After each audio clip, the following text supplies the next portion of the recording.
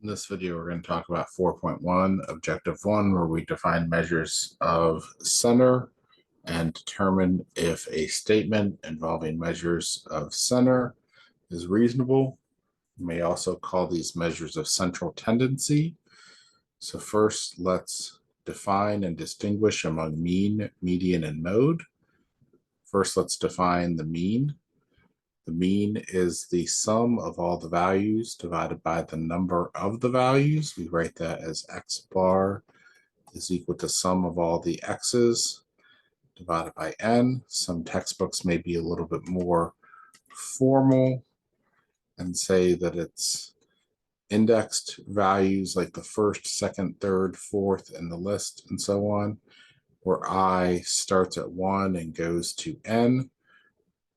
That's the same thing. If we don't put those indices on there and just say the sum of the x's divided by n, add up all of the x's in the list and divide by the number of items in the list, and that's x bar. So this is a mean, a sample mean,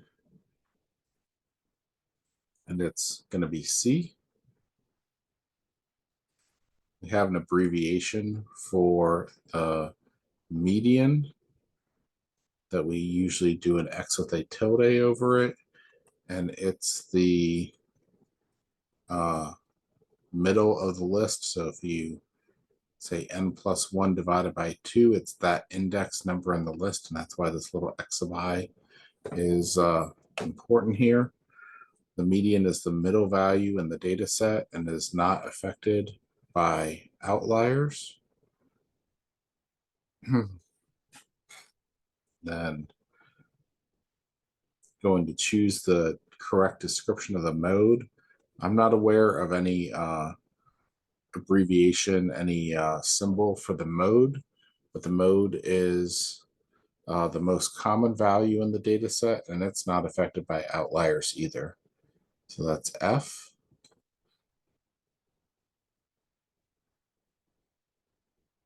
So now the question becomes, what are outliers? Since we've talked about things that are and aren't affected by outliers, let's define what are outliers. Describe the effects outliers have on the mean, median, and mode. So let's choose the correct answer here.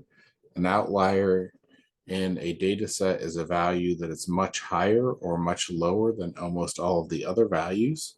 An outlier can change the mean of a data set, but does not affect the median or mode.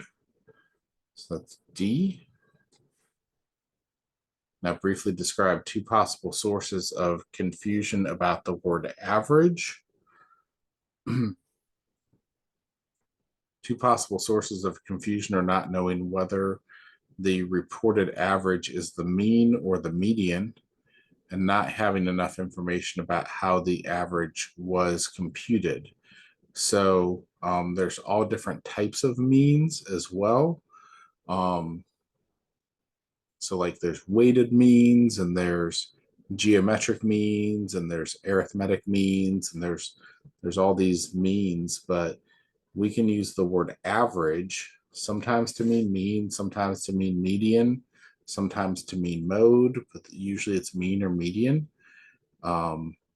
And people don't know what you mean when you say, you know, someone's average. When you talk about average income, lots of times you're talking about the median income. Even though you say average, you don't mean X bar, you mean the median. But if I say your grade point average, that's a mean, not a median. All right, determine whether a statement makes sense or is clearly true or does not make sense or is clearly false. A survey found that the mean salary for professional soccer players is much higher than the median salary. That's possible. That if you're talking X bar here for mean, right? And the X with the tilde over here, median, that there could be somebody who gets paid a whole lot of money, right? That just acts like a super strong magnet and pulls the mean that way, but that didn't affect the median salary, which is in the middle. And so you get a anytime where you have, a group of people that are, around here that are, this is a whole bunch of people, and you get one or two people that are all the way over here, you know, that they can pull the mean this way. These big numbers can pull the mean this way, but the median is still going to stay in the middle of the list here. So yeah, that makes sense. And that's D. The statement makes sense because it is likely that a few players have very high salaries, which are outliers, and will pull the mean to a higher value than the median. So yeah, let's look at number 5. Determine whether the following statement makes sense or is clearly true or does not make sense or is clearly false, and explain. The survey question asks respondents the number of car crashes they have had in the past 10 years. The mean is 0.82 and is rounded to 1 because it is impossible for anyone to have 0.82 crashes. So we don't do that with the mean. We don't round it like that. That doesn't make sense. So while the individual responses are going to be whole numbers, the mean does not have to be a whole number. And we would actually want to leave it as 0.82 to say that it's on average less than 1. It's closer to 1 than it is to 0, but overall there's going to be a mixture of people that have different responses, and this all gets averaged out over the total number of people. So that's what we want to see, that 0.82 is meaningful to us expressed that way, so that we get an idea of how it's spread out over the n people in the list. So determine whether the following statement makes sense or is clearly true or does not make sense or is clearly false, and explain. A survey question asks respondents the number of car crashes they have been in during the past 10 years. The sample of the results has modes of 0 and 1. It would be bimodal.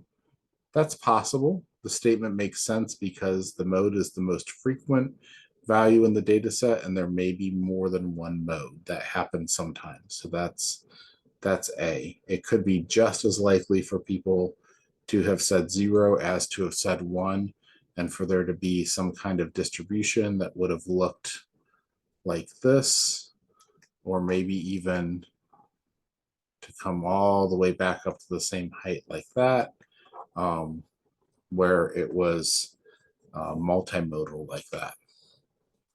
I believe that's it for this video. Yes, it is. So we'll come back next time and talk about 4.1 Objective 2.